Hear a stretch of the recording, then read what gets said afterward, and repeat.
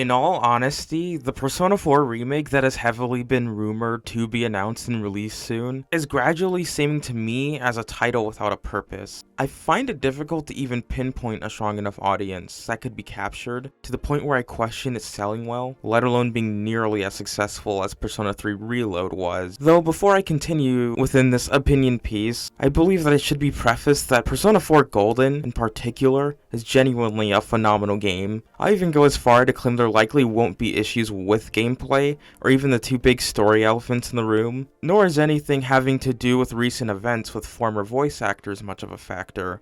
Well, yes, I'm sure it's plenty devastating to be in some of their shoes, as it's clear many of them love their jobs voice acting for the series, though I myself find it hard-pressed to think this wasn't expected after Persona 3 Reload's almost complete recasting, not to mention that voice actors are generally never going to be selling points to begin with. I expect Atlus will have a more than competent cast ready, none the wiser, if Persona 3 Reload's voice casting was any indication. It would be unrealistic and frankly unfair to assume the game itself won't be more than serviceable on its own, though such is the key phrase, on its own. A huge issue with the Persona 4 remake will undoubtedly be the package as a whole. Pricing in particular, I'm sure most would find ludicrous once announced. With how well Persona 3 Reload's DLC apparently sold, it should almost be a universal guarantee that additional content, whether it be golden or otherwise, would be locked behind a paywall, as it would be borderline malpractice to not consider a similar pricing structure in the attempt to ride those same coattails. Unfortunately, it turns out review bombing additional content before its release doesn't really correlate to the multi-million-dollar conglomerate actually listening to the criticism, when the content in question is in very high demand and bought. Though I believe I have really real qualms of this working out in Atlus's favor this time, my reasoning being the immense accessibility of all of Golden's content. Persona 4 in its entirety has been readily available on modern hardware for half a decade at this point. I don't see how a substantial amount of new players could really be brought in that wouldn't have just played Golden at what now would likely be a fourth of the potential game price of the remake, not even counting the inevitable DLC. Reload did not really have this problem. As many know, Persona 3 Reload was expected to be an instant hit as long as it was functional, due to the fact that there were so many versions of the game with key differences that varied in subtlety, particularly in gameplay, where a lot of opinions were heavily skewed upon each other.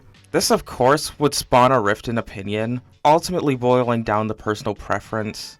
It certainly explains the initial uproar due to Persona 3 Portable's re-release for modern platforms in 2023. After all, it was certainly the most radically unique version of the three different titles, yet it was apparent the metaphorical door was open wide for a full-blown remake, and which had the potential to please fans who preferred the two more similar versions of Persona 3, that also conveniently happened to be locked behind more archaic methods of play. Moreover, able to bring in newer fans who played the re-release of Portable for another unique Persona 3 experience. Hence, Persona 3 Reload smashing Persona's weekly sales record. In stark contrast, practically every important piece of relevant Persona 4 content is available on modern hardware, unlike most rationale for a remake, titles such as Paper Mario, Thousand Year Door, or Kirby's Extra Epic Yarn, and others come to mind. Such a defense could not possibly apply to Persona 4 whatsoever. In all honesty, I find it difficult to think a Persona 4 remake wouldn't be anything more than a nice collectible for die-hard fans. And while yes, I'm sure there'll be new people that will buy Persona games, in part due to the P5 Phantom X gacha releasing globally, though I find the potential impact of such on the mainline series to be quite overblown. A significant amount of people are playing gacha games because they are an alternative to paying $70+ for one, with the trade-off being characters or cosmetics. Plus, I'd like to think think there's an apparent crossover in anime-styled action games that the most popular gacha games fit to a T, so I don't really see how Persona will be substantially exposed to many new eyes in general. Persona 4 has all the modern amenities of what makes a Persona game. The social links are arguably up to par with the newest game, minus the flashbangs. Up to par battle mechanics safe for baton pass or shifting, manual party member control, an overpowered navigator, sleek UI design, really the whole 9 yards of what makes a modern Persona game. The gameplay or formula will likely not be changed very significantly, unlike another remake, which arguably is a lot more justified for being developed, such as the complete revamping of Final Fantasy VII's gameplay philosophy. This of course leaves its graphics, which aren't good by today's or even 2008 standards. It's possible newer players could have a tougher time being immersed. I for one can attest to this, though only for the first hour or so, as I personally find the art style very charming. Speaking of art style, while it's impossible to really say what the aesthetics of the game will be, yet if Persona's recent trends are telling, it will likely be in similar vein to the Phantom X or Persona 3 Reload, which I do worry about.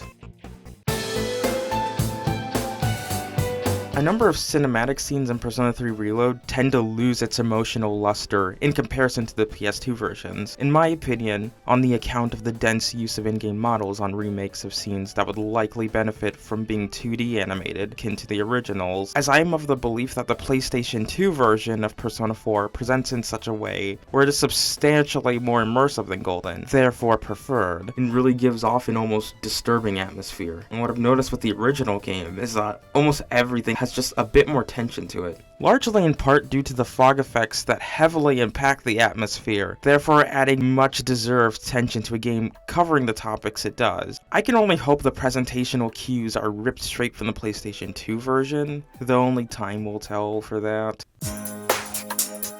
I've struggled to find a broader appeal to the Persona 4 remake, which is crucial to how well a non-super mainstream franchise can sell. A simple graphical touch-up for the most dedicated of fans will likely bomb sales-wise. Although Atlus has been on a hot streak within the recent year, with a lot of their games selling extremely well above the million mark, it's far from a guarantee to continue. I'm predicting it ends soon with the Persona 4 remake, though I must admit, I'm quite afraid the incorrect sentiment could be set, in which that remakes or re-releases of other Atlus classics, such as Persona 1 or 2, would be deemed as futile endeavors. In that case, I would love to be wrong. In such case, I hope I'm wrong, actually really wrong, so I can get made fun of months down the line or something like that. Please do, actually. Like, I genuinely hope that happens. I don't want this to fail.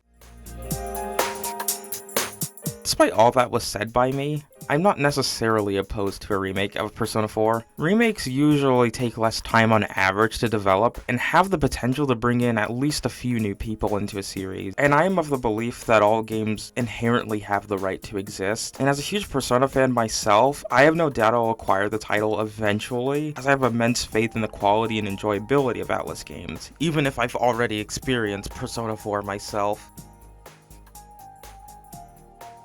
I suppose as an added bonus, I might as well give my thoughts on the Persona 4 Revival trailer. Well, my initial thoughts are, I don't have any. You could tell the game's in very early development. It doesn't look great by any means, but if you're asking me, I'm actually pretty happy about it. I'm happy that they actually did show something. I know a lot of people would have preferred if they didn't show much of anything, or just showed a logo, or nothing at all, but I prefer they show something. Well, maybe we could do without you running, but overall, I was pleased with it. You could probably also tell that they were reusing some assets from 3, which was expected. I think almost anybody would be okay with that, even if it doesn't look the greatest. It's just nice to see something a bit early. I don't have much judgment on it. To me, I'm always interested in the stages of game development, so I personally really enjoyed seeing the reveal.